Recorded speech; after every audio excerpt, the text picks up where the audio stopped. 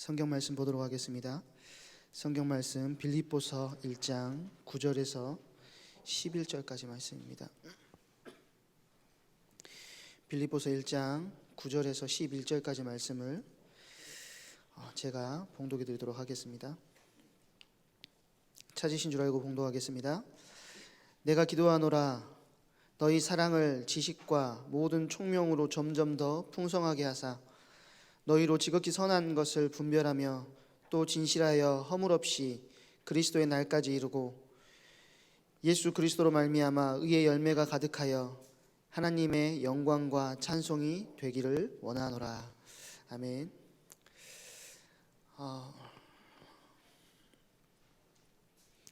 우리가 오늘 받을 말씀의 제목은요, 의의 열매입니다. 임직식을 이제 우리가 6월 한 달을 임직식 주제로 중직자 임직이라는 주제를 가지고 말씀을 나눴는데 벌써 시간이 금방 흘러가지고 임직식이 이제 24시간도 남지 않았습니다. 어떠십니까? 기분이? 임직 받으시는 분들 기분이 어떠세요? 저는 목사 안수를 받기 전날 잠을 못 잤어요. 왜냐하면 저의 연약한 모습을 너무 잘 알고 나의 안 되는 걸 너무 잘 알고 있기 때문에, 그래서 하나님이 자꾸 몰아가시는 모습을 봤거든요. 그래서 전날 저녁에 잠을 못 잤어요. 하나님 진짜로 저 임직 안수 하시는 거예요? 그래서 이제 다음날 잠을 하나도 못 자고 막 이렇게 일어나가지고 아침 일찍 이제 넘어오는 동안에 제 안에 제 마음속에 무슨 생각을 하나님께서 하게 하셨냐면,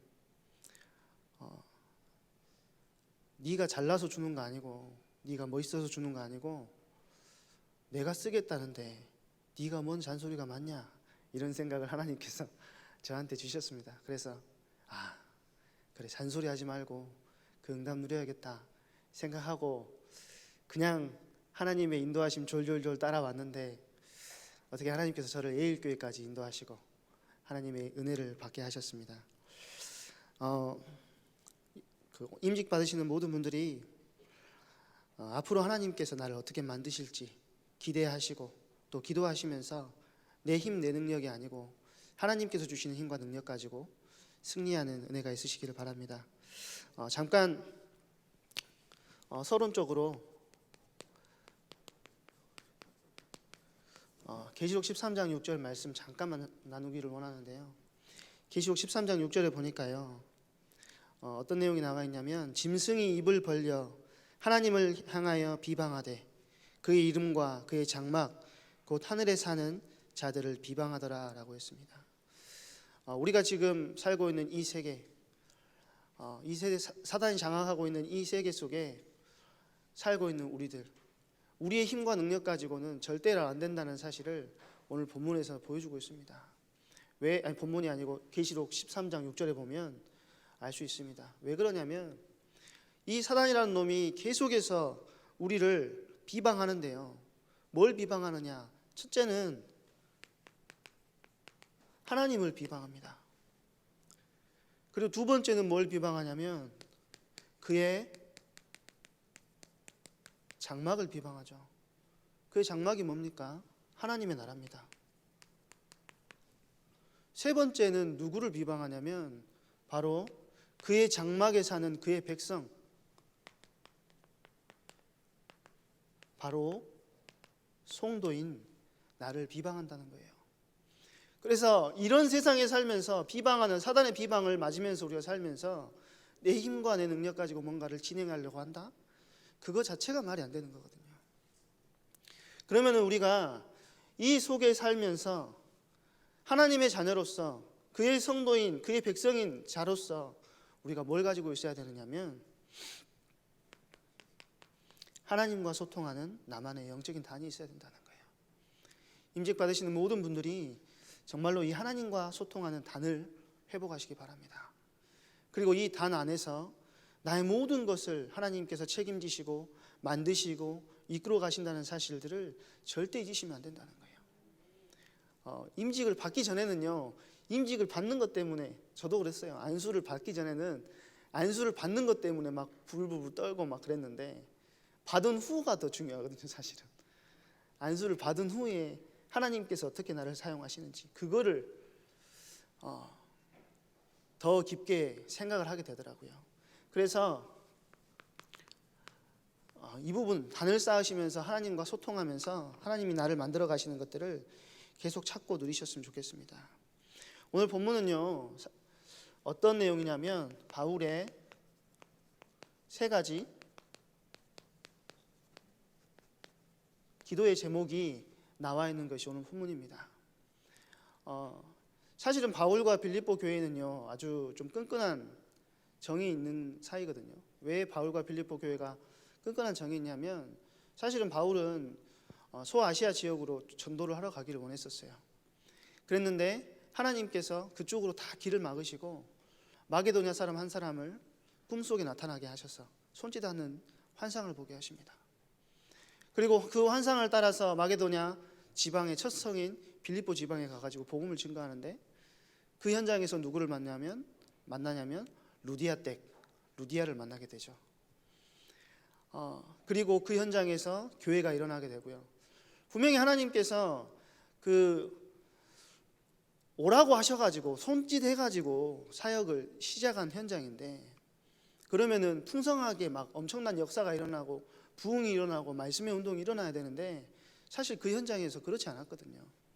귀신 들린 여종에게 복음 전했는데 귀신이 쫓겨나니까 주인이 막 고발해가지고 매도 맞기도 하고 감옥에 가기도 하고, 여러 가지 우여곡절이 많은 현장이 이 빌립보 교회의 현장이었습니다. 그만큼 빌립보 교회 성도들이 바울을 굉장히 사랑했고요. 또 빌립보서 자체가 어디에서 쓰여졌냐면 옥중에서 쓰여진 그 성경입니다. 옥중에서 이 성경을 썼다는 사실을 알고 에바브로 디도를 보내가지고 또 빌립보 교회가 여러 가지로 많이 도와주죠. 그만큼 바울과 빌립보 교회는요, 끈끈한 정이 있는 교회였어요. 그런데 그 끈끈한 정이 있는 바울이 특별하게 생각하는 그 교회에 바울이 세 가지를 가지고 기도를 했다는 거예요. 어떤 것을 가지고 기도를 했느냐? 첫 번째는요, 오늘은 이 세 가지만 잠깐 나누도록 하겠습니다. 9절에 보니까요, 너희 사랑을 지식과 총명으로 점점 더 풍성하게 하사라고 했습니다. 사랑을 지식과 총명으로 풍성하게 하사라고 했거든요. 하나님께 구한 겁니다. 빌립보 교회의 성도님들이 저들의 사랑이 지식과 총명으로 풍성하게 해주시옵소서라고 구한 거예요. 그런데 사랑이 풍성해진다는 말이 무슨 말이에요? 사랑을 진하게 하라는 질적인 개념입니까? 아니면 한 번 만날 사람 두 번 만나고 세 번 만나고 하라는 그런 양적인 개념이에요? 오늘 본문에 보니까 이 사랑을 풍성하게 한다는 것이 어떤 것인지 분명하게 이야기를 하고 있다는 겁니다. 첫 번째는 그 사랑이 풍성해지기 위해서 올바른 방향성을 가지고 있어야 되는데, 그 방향성이 어디에서 나오냐면 지식에서 나온다는 거예요. 이 지식이 어떤 지식이냐면 하나님을 아는 지식이라는 겁니다. 사랑이 제대로 된 방향을 가지고 있지 않으면요, 이상한 곳으로 자꾸 흘러가게 되는 거거든요. 요즘에 우리 집사님들, 권사님들 좋아하셨을지 모르겠는데 부부의 세계라는 드라마 보셨습니까? 격하게 끄덕끄덕 하시는데 격하게 끄덕끄덕 저는 안 봤어요. 왜냐하면 제가 있는 여기에 TV가 없어가지고 저는 안 봤는데, 이제 유튜브 알고리즘에 의해서 한 영상을 딱 보게 됐는데, 이제 그 영상의 내용이 뭐냐면 의사인 남편하고 이제 아내하고 싸우는 내용입니다. 남편이 바람을 폈어요. 그래가지고 뭐라고 하냐면, 이제 또 여기서 더 나갈 게 뭐가 있냐라고 하니까 여자가 이야기를 하죠. 이혼하자라고 이야기를 해요. 그러니까 그때 남자가 뭐라고 하냐면 사랑한 것도 죄냐? 라고 이야기를 합니다. 사랑은 죄가 아닙니다. 그렇지만 방향성이 잘못된 사랑은요, 문제가 있는 겁니다. 방향성이 잘못된 사랑은 문제가 있어요. 우리가 하나님께 열심을 다한다고 하고 하나님께 중요하게 집중한다고 하고 하나님의 일을 감당한다고 하면서도 우리가 자칫하면 방향성이 틀려 있는 사랑을 하게 될 수 있다는 것입니다. 그래서 방향성을 잃어버린 사랑은 무모해지기 때문에 그 방향성 자체를 올바르게 세워야 된다는 겁니다. 로마서 10장 2절에 보니까요, 뭐라고 이야기를 하냐면 내가 증언하노니 그들이 하나님께 열심은 있으나 올바른 지식을 따른 것이 아니니라 라고 이야기를 합니다. 하나님을 향하여 열심을 있고 하나님을 향하여 집중하고 하나님을 향하여 뭔가 나의 마음과 생각을 드린다고 하면서도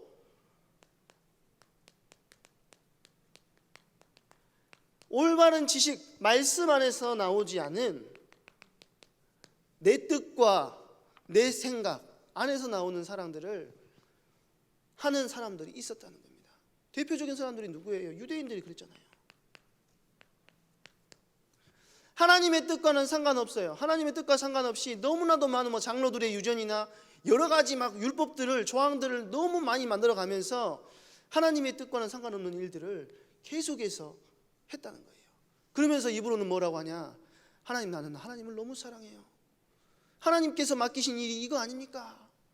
유대인들이 그랬다는 거예요.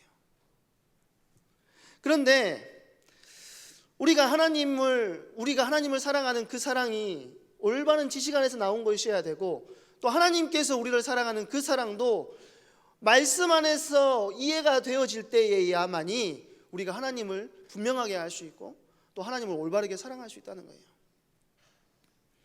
제가 오늘 메시지를 준비하고 이제 그 교육자실에 앉아가지고 하나님, 이 내용을 이 성도님들이 알아들을 수 있게 제가 잘 설명할 수 있을까요?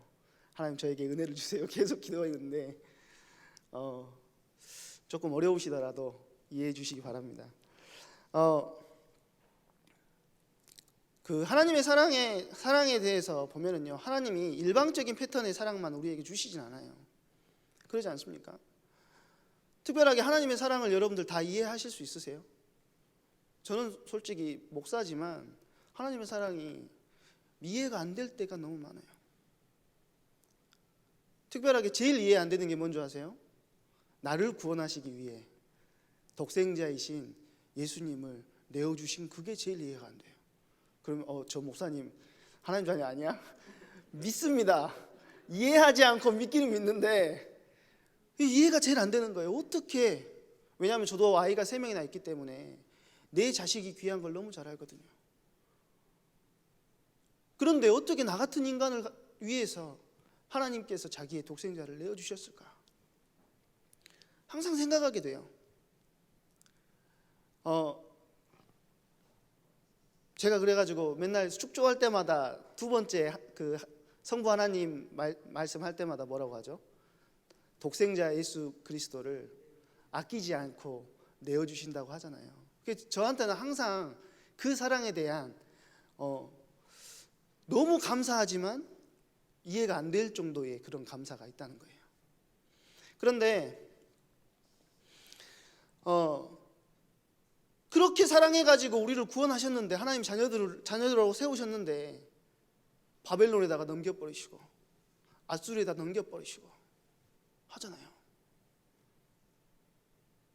그렇게 막 사랑해가지고 잘했다 하면 좀 잘못해도 터닥터닥 해주고 괜찮아, 할 수 있어, 할 것 같은데, 그런데 올바른 지식을 가지고 있지 않으면요 어떻게 생각하느냐? 유대인들처럼 생각한다는 거예요. 전쟁에 진 하나님은 우리의 하나님이 아니야 라고 이야기를 한다는 거예요, 유대인들은. 그런데 올바른 지식 안에서, 올바른 하나님께서 허락하신 언약 안에서 이것이 발견되어지면요 절대 흔들리지 않는 겁니다. 하나님께서 나에게 어떤 문제를 가져오시든지 간에, 하나님께서 나에게 어떤 시련거리를 가져오시든지 간에 그것이 하나님의 사랑 안에서 발견되어진다면, 올바른 지식 안에서 발견되어진다면, 언약 안에서 발견되어진다면 흔들리지 않는다는 겁니다. 그래서 기복이 없어지는 거예요. 여기서 그 지식이라고 표현된 이 단어 자체가 뭐냐면 에피그노시스라는 헬라어예요. 이게 그 신약 성경에 한 20번 정도 나온 단어가 이게 에피그노시스라는 단어인데요. 이 단어가 어떤 뜻으로 쓰였냐면 하나님의 것들을 아는 지식, 종교적이고 영적이고 신학적인 지식을 말하는데, 이 지식 안에서만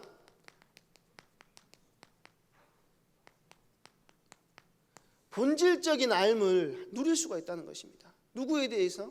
하나님에 대해서 본질적인 알을 누릴 수 있다는 거예요. 그러면 이것이 나에게서 나오는 것이겠습니까? 내가 어떻게 하나님을 본질적으로 알 수가 있어요? 이거는 절대로 나한테서 오는 것이 아니라는 겁니다. 이것을 알고 있기 때문에 사도 바울은요, 항상 교회를 놓고 기도할 때마다 이 부분을 놓고 기도했다는 거예요.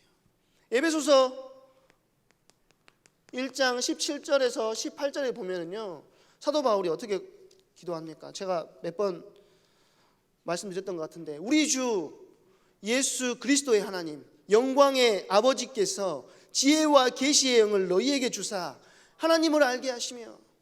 우리가 자꾸 뭘 가지고 기도해야 되느냐? 하나님, 내가 하나님을 더욱더 깊이 알고 하나님의 그 사랑을 더욱더 깊이 알아가길 원합니다. 그 일을 위해서 나에게 지혜와 계시의 영을 부어주시옵소서. 하나님의 말씀의 능력이 나를 사로잡게 하여 주시옵소서. 첫 번째 우리가 해야 될 기도라는 거예요. 두 번째는 뭐냐? 방향성을 해보겠다면, 이 방향성이 뭐죠? 내가 사랑하는 사람이 누구냐는 거예요. 내가 사랑하는 사람이 누구냐는 겁니다. 나를 이끌어 가시고 나를 인도해 가시고 내 모든 것을 책임지시는 그분이 누군지 먼저 알아라는 거예요. 두 번째는 지식했으니까 총명이겠죠. 이 총명이라는 단어 자체가 그런 의미잖아요. 빨리 지나가는 것을 밝히 보는 거잖아요. 근데 헬라어 원어적으로 봤을 때 원어로 봤을 때는 이 단어가 뭐로 쓰였냐면 아이스테시스라는 단어가 쓰였어요. 성경, 신약 성경 전체에 단 한 번밖에 나오지 않습니다. 아이스테시스라는 단어가. 근데 이게 어떤 의미로 쓰여질 때 이 단어가 자주 쓰이냐면 용례를 보니까요, 어떤 사람이 우리가 말씀을 들어요. 하나님의 말씀을 들으면 맞다, 충격을 받죠. 내 삶, 진짜 내가 이렇게 하나님의 은혜가 너무 감사하고 이게 맞아 하고 멈추는 것까지는 이게 아이스테시스가 아니라는 겁니다. 총명이 아니에요. 그러면 맞다, 진짜 하나님이 나를 사랑하시고 내 죄 문제를 해결하셨구나. 여기에서 어디까지 연결되는 게 이 총명이냐?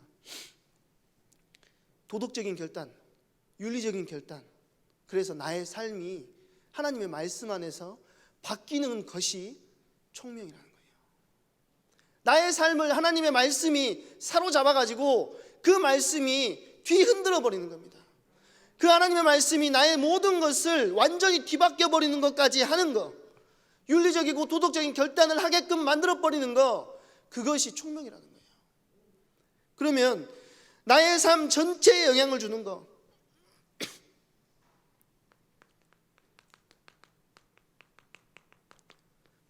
그 총명 안에서 너희가 어떻게 사랑해야 될지 분명하게 알 수 있게 된다는 거예요. 그러니까 누구를 사랑하고 어떻게 사랑하는지를 모르고 우리가 어떻게 사랑합니까? 풍성한 사랑은 네가 누구를 사랑하는지를 알아라. 그리고 너의 삶을 온전히 하나님께 드리는 그 사랑을 해라. 그걸 회복하는 기도를 바울이 빌립보 교회 성도들을 위해서 해준 겁니다. 마찬가지로 나의 삶의 방향도 이렇게 바뀌어져야 되겠죠. 두 번째는요, 두 번째 기도가 뭐냐면 지극히 선한 것을 분별하여 그랬습니다.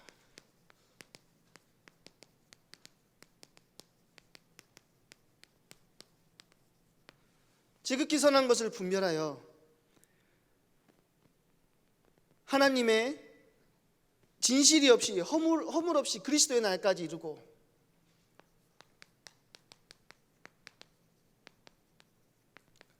진실하고 허물이 없이 그리스도의 날까지 이루고 라고 했습니다. 로마서 2장 18절에 보니까요, 이 부분도 또 나와 있습니다. 율법의 교훈을 본받아 하나님의 뜻을 알고 지극히 선한 것을 분별하며 라고 로마서 2장 18절에 나와 있는데요, 하나님의 말씀에 표현된 하나님의 뜻을 순종하는 삶을 이야기하고 있어요. 이 지극히 선한 것을 다르게 번역을 하면 뭐라고 이야기하냐면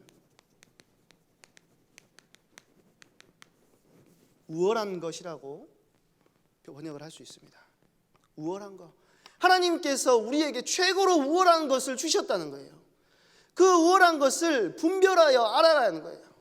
그리고 너네가 분별하여 알아야 되는데 얼마만큼 분별하여 알아야 되느냐? 이것을 다른 사람에게 올바르게 전달할 수 있을 만큼 분별하여 알으라는 겁니다. 로마는요, 어떤 정책이 있었냐면 제국 팽창주의라는 정책을 하고 있었어요. 이게 뭐냐면 계속해서 전쟁을 하는 거예요. 여기를 먹으면 또 전쟁을 하고 또 먹고 또 먹고, 그러니까 전쟁이 끊어지지 않는 나라가 어디냐면 로마라는 나라였습니다. 그런데 로마가 전쟁을 할 때 뭘 했냐면 군대가 가고 또 물자가 수송되고 해야 되지 않습니까? 그래서 군대를 먼저 보내고 물자를 먼저 보낸 것이 아니고 가장 먼저 뭘 했냐면 길을 닦았어요. 길을 닦았습니다. 그래서 우리가 잘 알고 있는 말이 있잖아요. 모든 길은 로마로. 그러니까 전쟁을 하려고 모든 길을 닦은 거예요. 그 사람들이 전쟁을 하려고 길을 먼저 닦은 다음에 뭘 파송합니까? 군대를 파송하고 물자를 파송하는 겁니다. 그런데 이 길을 닦은 사람이 이상하게 길을 닦으면 어떻게 되겠습니까? 전쟁에 실패하는 겁니다. 전쟁이 무너지는 거예요. 길을 닦는 사람이 가장 중요하다는 겁니다. 제가 왜 이 말을 하냐면요,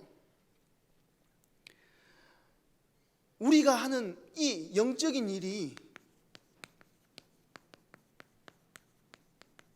길을 닦는 일이라는 거예요. 현장에 예수만이 길이고 예수만이 능력이고 예수만이 생명인데 그 길로 너희가 나와야 되는데 내가 그 길 닦는 자로 하나님께서 나를 부르셨다는 사실을 기억하셔야 된다는 거예요. 그런데 내가 그 길 닦는 자인데 내가 지극히 선한 이 하나님의 복음을 분별하지 못하면, 제대로 분별하지 못하면 그 길로 따라오는 많은 영혼들이 잘못된 길을 가게 된다는 것입니다. 특별하게 제가 신대원 들어갔을 때 제 책에다가 다 써놨어요. 하나님 나라와 그의 영광을 위하여 이렇게 써놨거든요. 모든 책에 그렇게 적혀 있어요. 박광주하고 도장 찍어놓고, 왜냐하면 누가 내 거 책 훔쳐가면 안 되니까 그렇게 하기도 했고 두 번째는 제 자신에게 이제 너 3년밖에 안 남았다 라는 거였어요. 신학생일 때는 시간이 엄청 많이 남은 것 같더라고요. 엄청 많이 남았었거든요, 사실은. 근데 신대원에 딱 들어가니까요, 와, 이제 3년밖에 안 남았네, 이 생각이 딱 드는 거예요. 그런데 내가 여기서 제대로 공부 안 하면, 내가 하나님의 말씀을 제대로 누리지 못하면, 하나님의 은혜를 제대로 누리지 못하면, 내가 말씀 증거하는데, 복음 증거하는데 내가 잘못 전달해가지고 이상하게 되면 어떡하지? 이런 생각이 어느 순간 딱 들었어요. 물론 하나님께서 그런 것들도 다 막으시겠지만 길을 닦는 내가 하나님의 복음을 정확하게 분별할 수 있는 은혜가 나에게 있어야 된다는 것입니다. 그 은혜를 위해서 사도 바울이 빌립보 교회 성도들을 놓고 기도한 것입니다.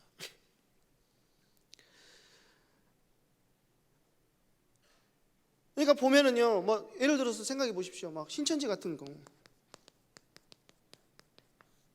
신천지 같은 경우 생각해 보세요. 그 잘못된 길을 닦은 이상한 사람들 몇 명 때문에 어마어마하게 많은 사람들이 잘못된 길을 가고 있어요. 그러면 하나님께서 나에게 허락하신 이 직분, 그리고 하나님께서 나에게 허락하신 이 복음의 능력을 내가 현장 가운데 길을 닦는 일에 나를 쓰시려고 한다면 내가 하나님이 주시는 세상에 감당할 수 없는 은혜가 나에게 필요하겠구나, 여러분들이 생각하고 그걸 놓고 기도하셔야 된다는 겁니다. 두 번째는요, 뭐라 그랬냐면 지극히 진실하여 허물이 없게 그리스도의 날까지 이루고라고 했죠. 진실하고 허물이 없게. 이거는요, 사실은 도덕적인 말이 아니라는 거예요. 어떤 사람이 허물이 없는 사람이 어디 있습니까? 예? 어떤 사람이 허물이 없어요? 모두에게 다 허물이 있어요. 어떤 사람은 이런 허물, 어떤 사람은 저런 허물이 있어요. 우리가 만약에 도자기를 빚잖아요. 도자기를 빚는 도공이라고 생각을 해봅시다. 그러면 도자기가 얇은 도자기가, 얇게 빚어진 도자기가 비쌀까요? 두껍게 빚어진 도자기가 비쌀까요? 네? 얇게 빚어진 도자기가 비싼 겁니다. 근데 그러니까 한 개까지 얇게 빚는 거예요. 그러다 보니까 한 개까지 얇게 빚어진 도자기에는 항상 뭐가 있냐면 크랙이 생기는 거예요. 작은 흠이 생기죠. 그러면은 우리 같은 일반인들이 봤을 때는 그냥 똑같이 보여요. 그런데 그 영상 같은 거 보면은 아저씨들이 이렇게 보고 막 망치로 깨버리잖아요. 망치로 깨버리잖아요. 왜 망치로 깰까? 저는 그때는 몰랐어요. 그런데 빛에다가 비춰보면은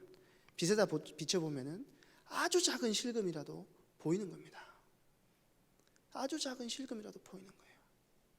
제가 무슨 말씀 드리려고 그러냐면요, 현장 속에서 이번 주 강단 말씀처럼 우리는요, 그리스도의 빛에, 하나님의 빛에 비춰지면 너무나도 허물이 많고 너무나도 진실되지 못하는 모습들이 많다는 거예요.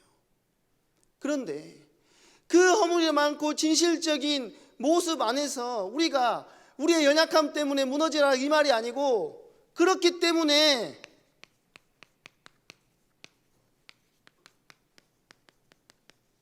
그리스도로 옷 입으라는 겁니다. 네가 너의 현장 속에서 지극히 선한 것을 분별하고 복음을 제대로 알고 날마다 그리스도로 옷을 입어라. 그 그리스도의 은혜가 너를 충만하게 사로잡을 만큼, 그리스도의 능력이 너를 충만하게 사로잡아서 진실하게 허물이 없이 그 하나님의 일을 그리스도의 날까지 이룰 수 있을 만큼 그리스도로 의의 옷을 입어라는 것입니다. 모든 성도님들, 그리고 임직받는 우리 중직자분들, 매일 그리스도로 옷 입으시기 바랍니다. 세 번째는요, 세 번째 기도 제목이 뭐였냐면 의의 열매가 가득하기 위하여 기도했습니다.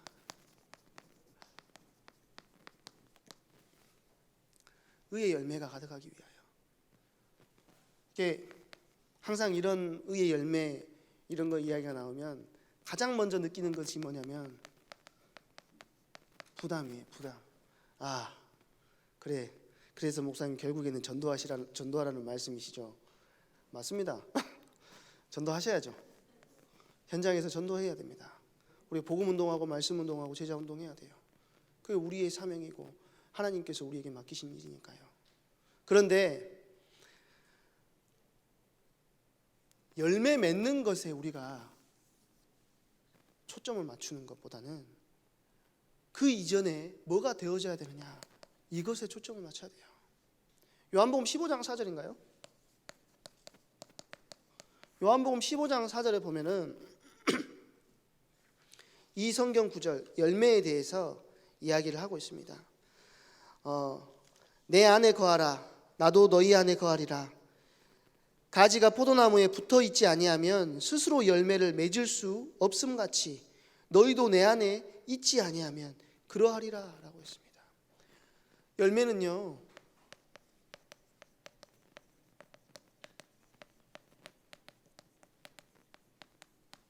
당연하게 우리에게 맺혀지는 것입니다. 당연하게 맺혀지는 거예요. 열매는 열심히 한다고 막 우리가 진짜 열매 맺기 골기 대회 해가지고 뭔가 대회를 해서 열매가 맺어지는 게 아니라는 겁니다. 조건이 있어요. 당연히 맺혀지는 건데 조건이 있다는 거예요. 뭐만 경고하면 되냐면 가진 우리가 나무이신 그리스도께 붙어 있기만 하면 된다는 거예요. 붙어 있기만 하면 돼요. 자, 너희가 내 안에 거한다는 이 말이요. 그냥 우리가 그냥 그 한국어로 표현되어 있으니까 거한다 뭐 이런 표현으로 이해할 수 있지만 이 거한다는 말은요, 생명을 주고받는 교제를 의미하는 거예요. 하나님의 생명이 나에게 임하고 그 생명으로 말미암아서 파생된 생명의 능력이 나를 통해서 현장에 전달되어지는 그 사역이 열매를 맺는 사역이라는 거예요. 그래서 연결되어 있기만 하면 그 나무 뿌리로부터 올라오는 진액, 나무 뿌리로부터 올라오는 그 힘을 우리가 먹기만 하면 우리는 열매 맺는 삶을 살 수밖에 없다는 것입니다. 벌써부터 막 임직 받으시는 분들 긴장하지 마시고 내가 뭔가 해야 되겠다, 그게 있을 수도 있어요. 그러니까 목사 한 수 딱 받고 나니까 내가 뭔가 하고 싶다, 해야 되겠다는 생각이 들더라고요. 근데 그것도 교만이고, 내가 뭔가 해야 된다는 그것도 교만이고, 나는 아무것도 할 수 없다, 그것도 교만이라는 사실을 알았어요. 나는 못해요. 우리나라 사람들 그러잖아. 저 잘 못해요, 안 해요, 그런 거 잘 못하는데, 겸손이라고 생각하는데 그건 하나님 앞에서 교만입니다. 하나님이 하신다는데 내가 못한다고 하는 것 자체가 교만 아니고 뭐겠습니까? 그렇죠? 그래서 열매를 맺는, 하나님께서 하시는 것들을 말씀에 붙들려서 실제적으로 체험하고 누려나가야 되겠습니다.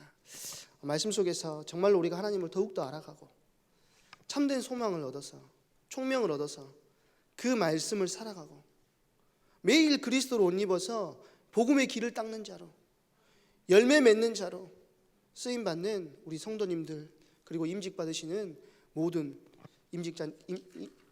중직자분들 되시기를 바랍니다.